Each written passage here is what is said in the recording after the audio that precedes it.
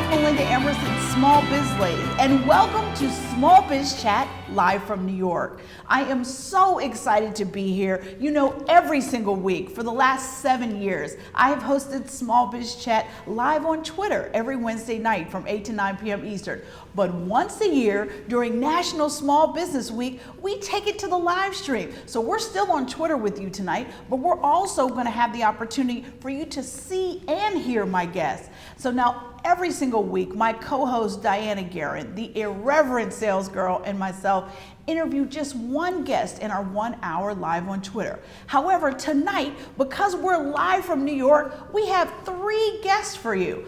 Now, let me talk to you a little bit about National Small Business Week. It was started by the Small Business Administration to honor small businesses across the U.S. There are 20 million of us, and we are the backbone of America's economy. Small business owners represent 70% of the net new jobs in the business economy. So while all these blue chip companies are still laying people off, we, the small business owners, are still taking care of our employees and helping them take care of their families.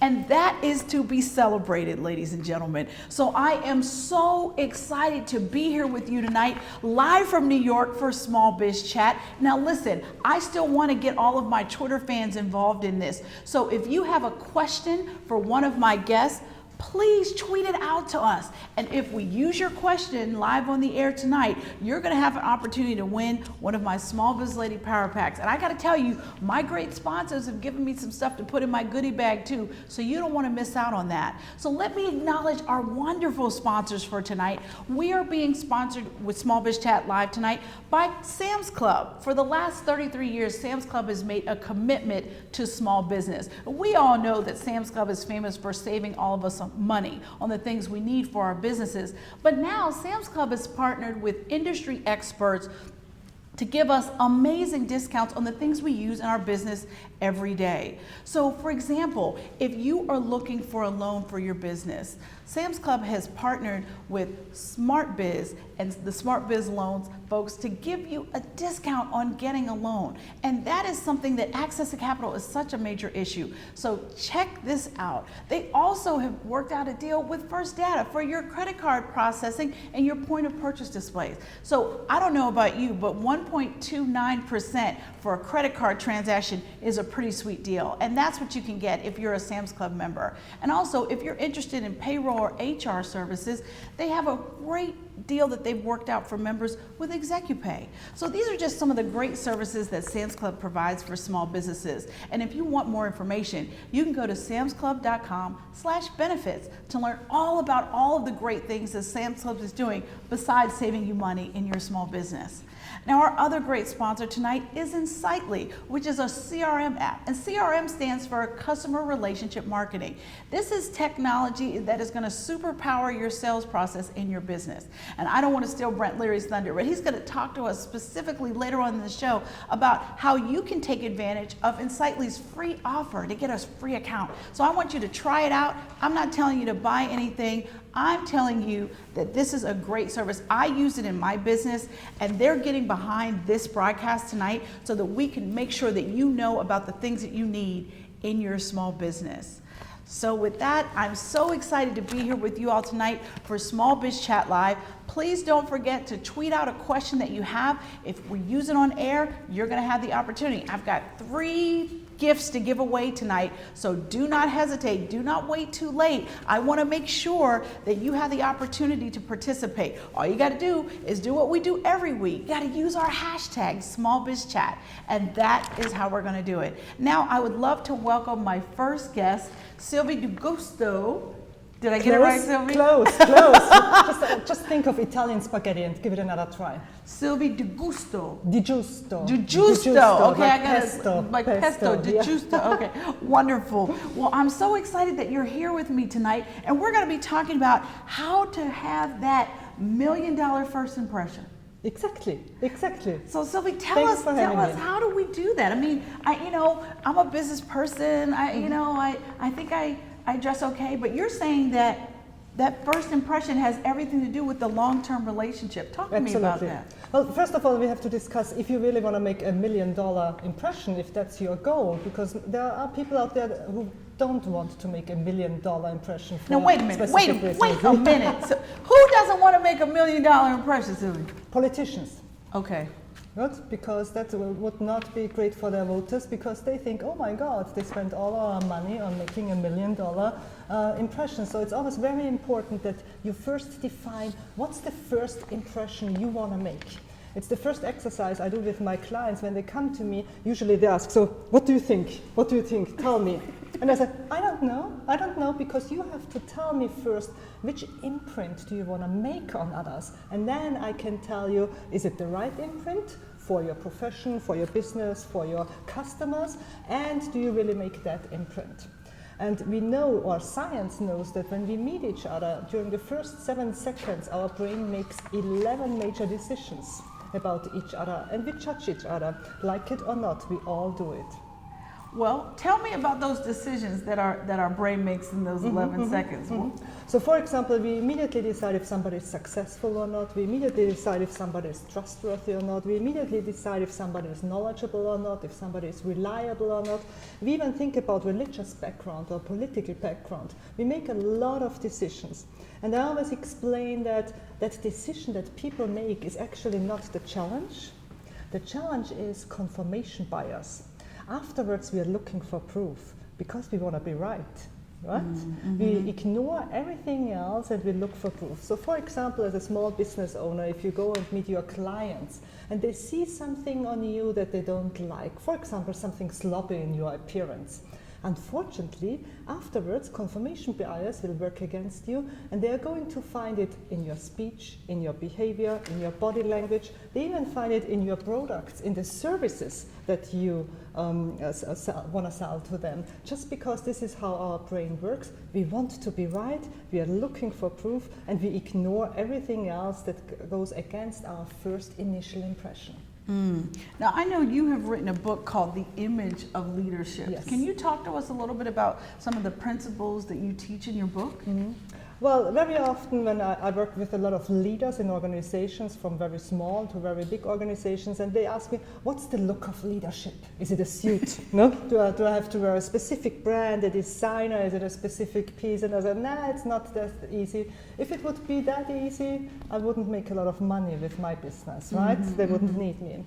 But what I found out is that successful leaders, no matter if it's in small organizations or big organizations, have 5 traits in common. They appear, behave, and communicate confident. No matter their age, no matter their size, no matter their weight, no matter their gender, they are who they are, and they are very confident. They enter the room and we experience them as very confident. They appear, behave, and communicate very authentic. We see them and we immediately know what we get. The outside, represents exactly the package they have on the inside. The third one is they are professional. They appear, behave, and communicate professional. I always say, like it or not, you can't be it if you can't see it. Professional might look different if you're in a small business in the IT area, technology, and finance, but there is, a red thread, there is a common thing, professional. The fourth one is controlled. We might think they only have the big picture in mind, but the truth is real leaders control their image from head to toe, from social media to clothing to behavior to people they surround themselves. They control their image. And the fifth one is respectful. First and foremost, respectful to yourself, because they know you are the most important person in your life. You are the CEO of your career. And respectful to others, to your audience, to your clients, to your team members, to your employees. And those are things that all leaders have in common. Plus one thing, most leaders have appeared, behaved, and communicated like leaders long before they became a leader.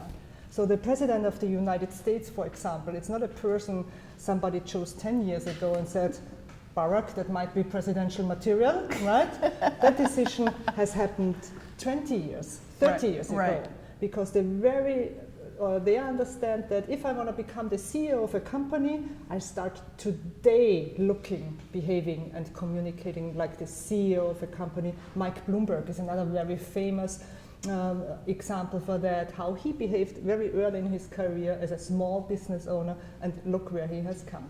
Sure, sure.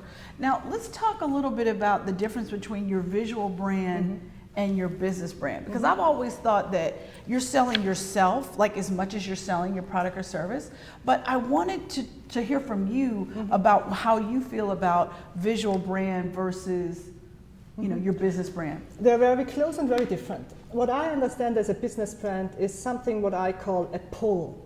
It's the relationship you have between you and your audience, you and your clients, the promises you give to them, and they pull it, they experience it. Your visual brand is something you push. Those are the tools you use. Your appearance, your digital footprint, how you behave, how you communicate, things you give them that they pull out that business brand. That's really, really helpful. Now, how is it that you build your brand online? Like everybody's always talking about, I want to build a powerful personal brand. That's probably one of the most common emails that I get from people. Now, when someone says that to you, what do you tell them? Well, I tell them it's very important because as an image consultant, we work on a concept which we call the ABC. Right? The A stands for your appearance, how you look. The B stands for your behavior, how you behave. The C for your communication. What I have added though is the digital footprint, the D for digital footprint. And I changed the order. I put the D at the very beginning and say it's so relevant nowadays that you have a digital footprint that represents you well, because it's the first thing people notice from you. Nowadays, most first impressions are not made anymore in person. We didn't meet in person, we met online, right? Yes. You had an impression of me online, I had an impression of you online. And that happens every single day to your audience, to everybody. People Google you, and it's the first impression you make. Therefore, it's the most important one in the meantime. Absolutely, absolutely. So, how often should someone refresh their visual brand? I know that there's all this, I believe, for me, I try to make sure that I take headshots every year because I sell this as much as I sell what I'm saying is, but is that a good rule of thumb? Should everybody, how often should people update their visual brand? I'm going to share a concept with you, which is not from me. I learned it from the amazing Jay Baer, which you might know. I know Jay. Digital marketer. Yeah. I'm a big fan of him, and he taught me a concept of bricks and feathers. And I say in your digital brand there are bricks, really heavy bricks. And that's, for example, your website. And probably you don't have to update your website every single week and do something new with it, because that's not good for your brand. But you have to have a routine to make sure that that brick is in a good, you have a good base, it's in a good status. You might need a headshot every single year, but that's part of your brick. But don't forget about the feathers, the little things you send out. Your tweets, your Facebook posts, those are all feathers, your blog posts. And probably those things you have to update and keep on live much more often, daily, some things on hourly basis, some on weekly. So I work into the concept of bricks and feathers, and know there are specific things in my business that are bricks, like my website, like my headshots, and probably I have to do that once a year. And then there are feathers, and don't forget about those feathers you send out all the time. That's really, really important. So tell me, what are the top 3 things a businesswoman should have in her wardrobe? I couldn't resist asking you that. I couldn't resist that. And probably now you would expect me to tell you something like you need a skirt, you need a suit, you need a pair of heels, and I don't believe in that concept. What I think is that every single businesswoman should have in her wardrobe is something that makes her feel like a superhuman. In your case, that might be a pair of heels. In my case, that might be a specific pair of a skirt or a pair of pants. But you have to have something that you put on. Usually those things fit very well. You look into the mirror and think, oh, it's not as bad, right, as I thought before. And they make you feel like a superhuman. Confidence is your best designer. There is no better designer than confidence. That's good stuff. Well, listen, We really appreciate you, Sylvie. This is a copy of Sylvie's book, The Image of Leadership, and I'm so excited that you were able to be here with us tonight. I just want to thank you. This was really interesting to learn about. I hope so. Say it one more time. diGiusto. diGiusto. I got it. Did I get it? diGiusto. Yeah. Okay, great. Thank you very much. Well, listen, I don't want you all to forget. We want you to tweet us some live questions for our guests. And coming up next, we're going to be talking about the legal side of running a business with Nina Kaufman from Ask the Business Lawyer. Stay with us. We'll be right back.